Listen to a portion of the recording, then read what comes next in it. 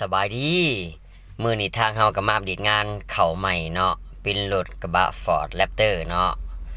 สำหรับคันนี้เนาะไปซ่อมสีมาแต่ห้านอื่นแล้วเนาะงานบ่จบงานบ่ผ่านลูกค้าก็บ่คักในใจเนาะก็เลยติดต่อมาเก็บซ่อมสีใหม่นำเฮาเนาะนี่สังเกตเบิ่งเนาะไปเฮ็ดมาแต่ห้านอื่นเนาะงานจะบ่ละเอียดเนาะเขาเจ้าบ่ได้มากแยกชิ้นคือทางห้านเฮาเฮ็ดเนาะว่าไงว่าเฮ็ดพอแต่แล้วนะว่าซะ อีกอย่างสีก็บ่คือกันเนาะสังเกตสีเดิมมันสีดำกว่าหน่อยหนึ่งเนาะสีใหม่นี่มันสิแจ้งกว่า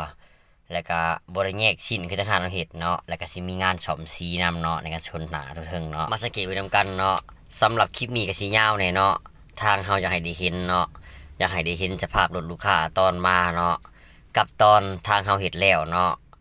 อยากให้เห็นนำกันว่าตัวใดละเอียดกว่ากันและก็สิงามกว่ากันเนาะถ้าเบิ่งไปนำกันเลยเนาะนี่สังเกตเบิ่งสภาพ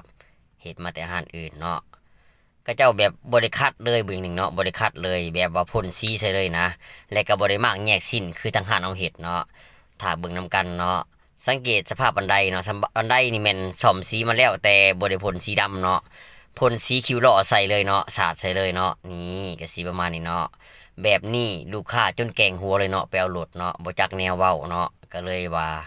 บ่คักในใจแล้วก็ติดต่อมาหาทหารเฮาเนาะ ให้ซ่อมให้แน่เฮ็ดให้แน่ว่าอยากให้งามคือเดิมเนาะทางเฮาก็เลยว่าเอารถเข้ามาเบิ่งตัวจริงเนาะก่อนสิเฮ็ดสีใหม่ก่อนสิซ่อมใหม่ให้ลูกค้าเนาะก็เลยมาถ่ายสภาพตอนมาให้เบิ่งสังเกตเซ็นเซอร์เนาะบ่ได้แงกแล้วก็กันชนนี่สิได้เคาะให้ลูกค้าใหม่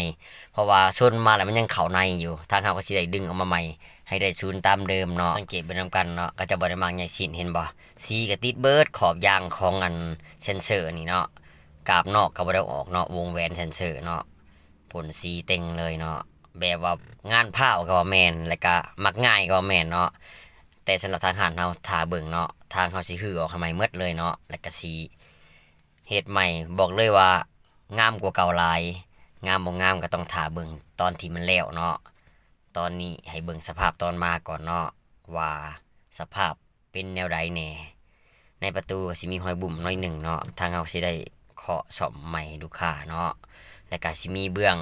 งครัวอีกเนาะเบื้องครัวก็สิมี2-3จุดน้อยๆเนาะนี่ก็สิประมาณนี้เนาะทางเฮาก็สิได้เก็บรายละเอียดให้เพิ่นใหม่เนาะเพราะว่าเพิ่นว่ามอบให้เลยเฮ็ดให้ใหม่เฮ็ดให้คือเดิมเลยเด้อว่ะทางเฮาก็สิจัดให้เนาะสังเกตเนาะนี่ผาท้ายก็มีแล้วก็ไฟตาท้ายเนาะข้างครัวเนาะแม่นมันชนแล้วมันแบบว่ามันบ่แจ็บนะว่าซะมันหยุบหน่อยหนึ่งเนาะประมาณนี้ แล้วก็โลโก้นี่แม่นเอาซิลิโคนใส่เบิดเลยเนาะมันก็ขี้ร้ายเลยเนาะมันบ่แม่นแนวมันอันนี้เนาะทางเฮาก็สิได้เก็บให้ใหม่เบิดสำหรับคลิปนี้ก็เมิดเพียงเท่านี้เนาะอย่าลืมติดตามคลิปต่อไปเด้อ